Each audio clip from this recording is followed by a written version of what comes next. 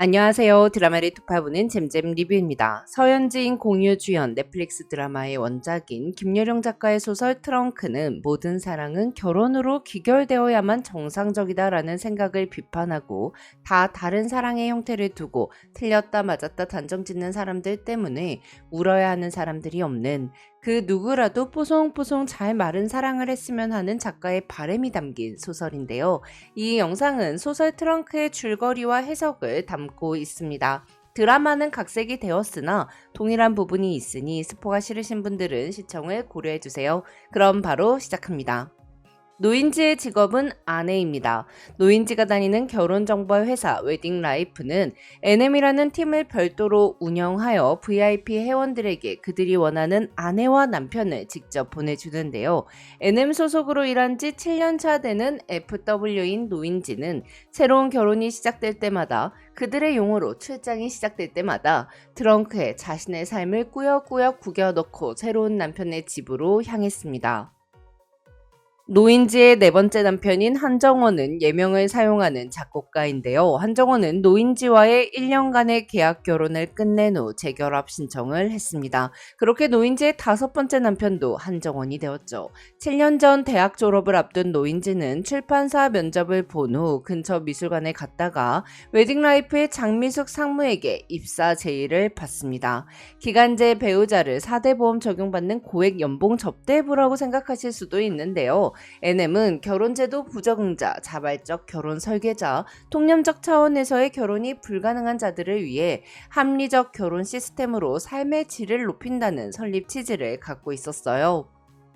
이에 회원들은 막대한 돈을 내고 필요한 조건에 맞는 기간제 배우자를 선택하고 일정 기간 원하는 형태의 결혼 생활을 주도적으로 할 수 있었죠.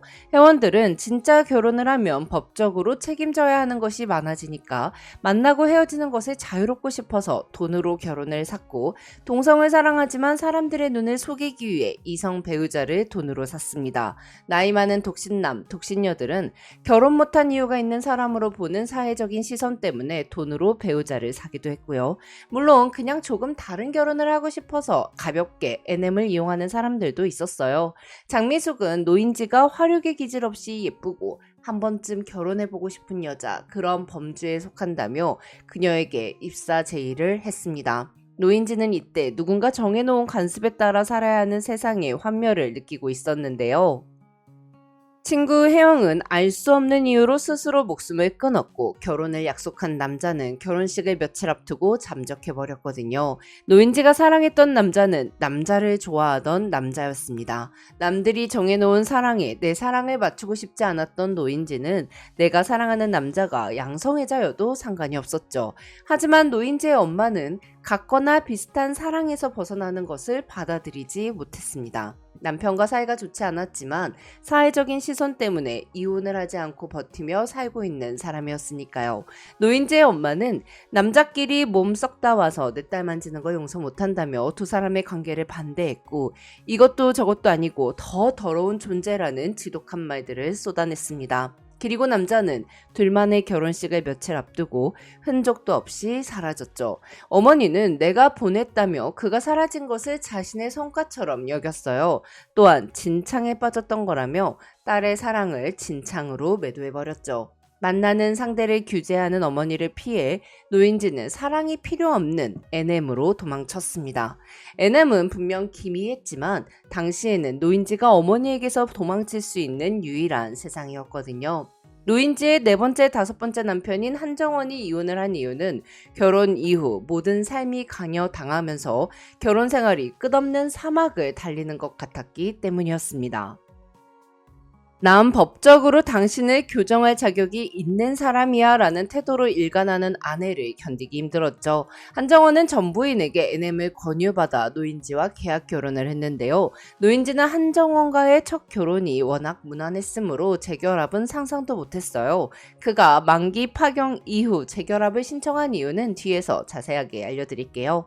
재결합을 한 노인지와 한정원이 마당에서 한바탕 관계를 가진 직후 그들의 집으로 엄태성이라는 남자가 떡케이크 상자를 들고 초인종을 누릅니다. 자, 여기서부터 엄태성이 결혼을 해야 정상적이다라는 생각을 상징하는 인물이라고 생각하고 이 소설을 보시면 좋을 것 같아요. 노인지가 정원과의 만기 파경을 하고 재결합 신청을 받기 전 친구 시정이 억지로 주선해준 소개팅남이었던 엄태성은 첫 만남에서 연봉이 얼마인지 물었고 29이면 튕길 나이도 아니고 튕긴다고 값이 더 올라가는 거 아니니까 그냥 대충 편하게 보자고 막말을 하는 무례한 사람이었습니다. 또한 인지의 거절에도 불구하고 엄태성은 매일 직접 만든 떡 케이크 상자를 들고 WL의 정문 앞에서 인지를 기다렸죠. 인지는 엄태성이 싫었던 이유를 철렁했던 그 포인트를 딱 잡을 수는 없었어요. 그저 줄 수 없는 떡을 하루도 쉬지 않고 만드는 남자가 로맨틱하게 느껴지지 않고 소름이 돋았죠. 10번 찍어 안 넘어갈 여자 없다는 말을 철석같이 믿고 있는 듯한 엄태성은 스토커 그 이상도 이하도 아니었습니다. 거기다가 상무에게 부탁해 알아본 결과 엄태성은 홈메이드 떡 강자처럼 주로 여자들이 듣는 강자에서 여자를 작업한 후 여자의 주머니를 건드리는 치졸한 사기꾼이었어요. 노인지가 한태성의 재결합을 받아들인 것도 생각만 해도 피곤한 엄태성을 피해 NM으로 도망치고 싶었기 때문이었죠. 한정원이 이 남자는 노인지가 해결해야 한다는 듯 말없이 맥주를 마시며 상황만 주시하자 노인지는 박상무에게 구조 문자를 보냈습니다. NM은 폭력적 성향을 갖고 있는 회원들에게서 FW와 FH를 구조하기 위해 시설 경호 업체에 구조를 맡기고 있었거든요. 뒤늦게 도착한 구조대는 엄태성의 팔을 뒤로 꺾어 제압하고 마취제가 묻은 손수건으로 그의 입과 포를 막았습니다. 강한 마취제 성분으로 인해 엄태성은 힘없이 눈을 감았고 구조대는 그를 침낭에 넣고 순식간에 끌고 나갔죠. 포악한 들깨를 포획하는 듯한 모습은 NM의 구조가 직원을 위한 활동이 아니라 회원이 불편하고 거추장스러워하는 것을 완벽하게 차단하는 데 목적이 있어 보일 정도였어요. 상무는 사이렌도 울리지 않는 응급차에 엄태성을 싣고 엄태성이 당분간 무용고자 신분으로 요양병원에서 지내게 될 거라고 말합니다. 이후 한정원은 전처인 정서연 부부를 집으로 초대했습니다. 정서연은 한정원과 이혼 후 먼저 NM의 회원이 되어 기간제 배우자랑 결혼을 했고 한정원에게도 NM을 추천한 인물인데요. 기간제 남편인 김 차장과 함께 온 정서연은 한정원을 향해 아직도 남편 여보 당신이라고 부르며 노인지를 무시하고 안주인처럼 굴었죠. 또한 정서연은 노인지와 김 차장을 안중에도 두지 않으며 고용된 사람 그 이상도 이하도 아닌 것처럼 대했어요.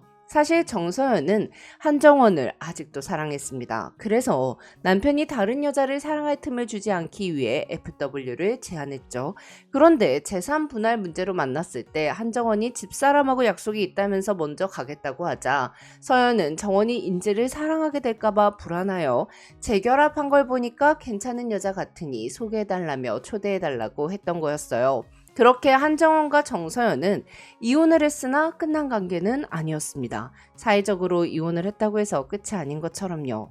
이후 노인지와 한정원은 서로 간섭하지 않은 채 비슷한 듯 다르게 한 바구니에 담긴 달걀과 오리알 같은 모습으로 함께합니다. 노인지는 5번째 결혼이 추운 날 우연히 만나 체온을 조금 나눈 사이 정도로만 기억되길 원했어요. 한편 노인지는 격리됐다는 엄태성이 신경 쓰여 NM이 아니라 한정원의 개인적인 정보망을 통해 B시에 있는 기도원에 엄태성이 있다는 것을 알아냅니다. 이에 노인지는 한정원과 그 기도원으로 찾아가는데요. 육중한 세문으로 닫혀있던 기도원은 사람 장사를 하고 있었습니다. 작은 창들은 모두 새 창살로 막혀 있었고 기도원이지만 어느 방에서도 기도 소리는 들리지 않았죠. 엄태성이 있는 309호는 한편 방 정도 되는 크기의 흔한 자식 책상 하나 없이 더러운 양동이가 구석에 놓여 있었어요. 엄태성은 피딱지와 고름으로 머리칼이 덩어러지고 해끌어진 채 팔다리를 묶은 것도 아닌데 포박당한 사람처럼 손목과 발목을 겹치고 시멘트 바닥에 너덜너덜한 소미불을 깔고 누워 있었습니다. 또한 눈썹이 찢어진 왼쪽 눈은 떠지지 않았고 겨우 뜬 오른쪽 눈도 초점이 흐렸죠. 한정원은 기도원의 관리자에게 정원 관리자가 필요하다며 돈을 지불하고 엄태성을 데리고 나옵니다.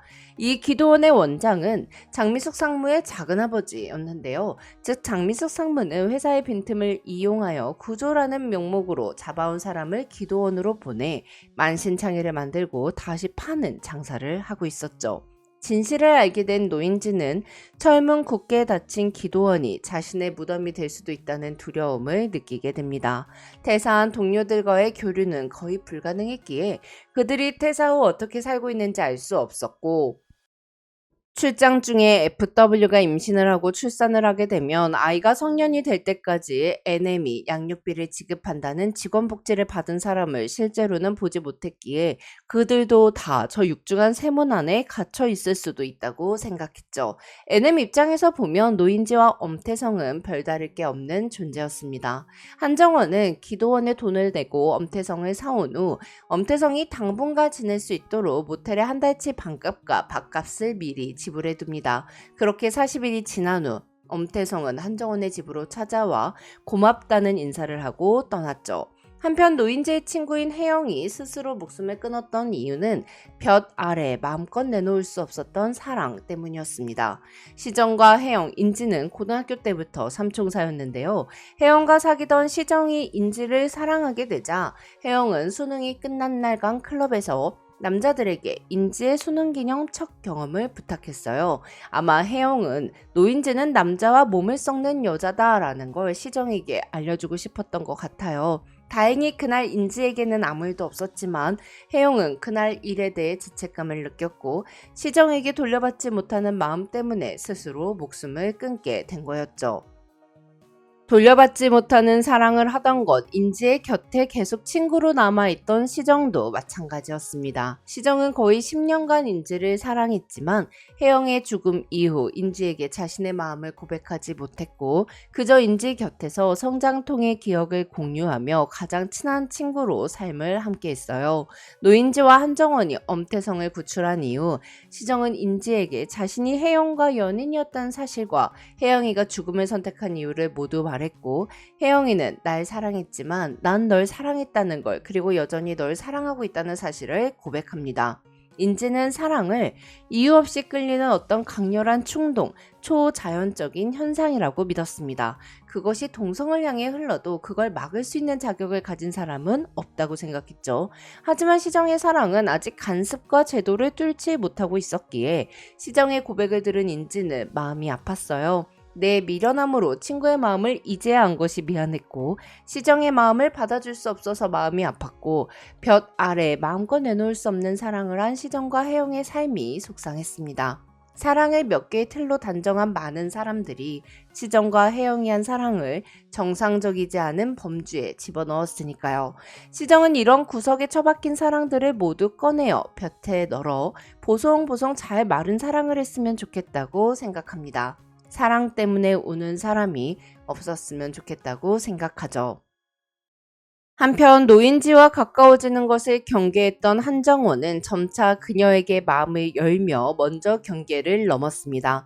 인지에게 자신과 관련된 얘기를 자주 했고 인지 얘기를 기다렸죠. 사실 한정원에게 노인지는 이제 기간제 배우자 그 이상이 되었던 것 같아요. 하지만 인지는 정상적인 사랑을 해야 한다는 사회적 강박에서 도망치기 위해 FW가 된 것이기에 남편과 어떤 신뢰가 쌓였든 더 적극적인 관계는 맺고 싶지 않았습니다. 또한 훗날 어떤 노래를 듣고 작곡가인 한정원을 떠올리면 곤란하기에 한정원의 예명을 모르는 상태로 이 결혼을 마치고자 했죠. 두 번째 마지막 밤, 한정원은 당신과 함께하는 시간이 재미있다며 우리 다음에 또 만나면 그땐 그냥 같이 살자고 말합니다. 또한 한정원이 재결합 신청을 했던 건 과거에 인지를 만난 적이 있기 때문이었어요. 인지와 시정, 혜영이 수능 끝난 날 클럽에 갔을 때 그곳에 있던 남자들 중 한 명이 한정원이었거든요. 그때 혜영은 남자들에게 인지의 수능 기념 첫 경험을 부탁했습니다. 이에 정원은 얌전히 놀다 집에 가라고 혜영을 돌려보냈고요. 그날 인지는 한정원 덕분에 남자들의 먹잇감이 되지 않을 수 있었던 거였죠. 한정원은 노인지와의 첫 번째 결혼을 만기 파경한 후 오래전 클럽에서의 일이 떠올랐습니다. 그리고 동거와 결혼으로 한 여자의 남자가 되기 전에 자신으로 돌아가고 싶은 마음에 재결합 신청을 했던 거였죠. 두 사람은 마지막으로 관계를 가진 후 두 번째 결혼 생활을 정리합니다. 20대의 노인지는 트렁크에 자신의 삶을 꾸역꾸역 구겨넣고 정상적이어야 한다는 사회적 시선의 틀을 피해 도망 다녔습니다. 그렇게 트렁크는 NM보다 어머니를 먼저 떠올리게 했고 트렁크로 대변되는 노인지의 20대는 10대 때 원한 20대는 아니었죠. 노인지는 30대를 마치며 또 후회하고 싶지 않았기에 회사를 그만두고 내게 좀 더 집중하며 살기로 결심하는데요. 그녀에게 필요한 건 트렁크가 아니라 죽는 날까지 너의 곁에 있어주고 싶다는 시정이었어요. 인지가 시정을 선택했다는 거에서 인지가 동성을 사랑하는 건가 라고 생각하실 수도 있는데요. 개인적으로는 인지가 시정을 선택한 건 연인과의 사랑이 아니라 그저 사람 자체를 사랑하는 것이라고 생각되더라고요. 꼭 결혼을 할 만한 남자와의 사랑이 아니라 그저 함께하고 싶은 사람과 사는 인생도 있다는 걸 보여준 게 아닐까 싶어요. 인지는 시정에게 전화를 걸어 회사를 그만뒀으니 함께 공방을 차리자고 말합니다. 그리고 집으로 돌아와 시정과 함께 먹을 밥상을 차리기 시작하죠. 그런데 그때 초인종이 연속해서 울렸고 한 뼘쯤 열린 문 사이로 바닥에 놓인 떡 케이크 상자가 보였습니다. 사람은 없었고 떡 케이크 상자에 붙어있는 노란 포스트잇에는 갈겨 쓰지 않은 정갈한 글씨로 나는 그게 궁금한 거야. 왜 내가 싫은지 라고 적혀 있었죠.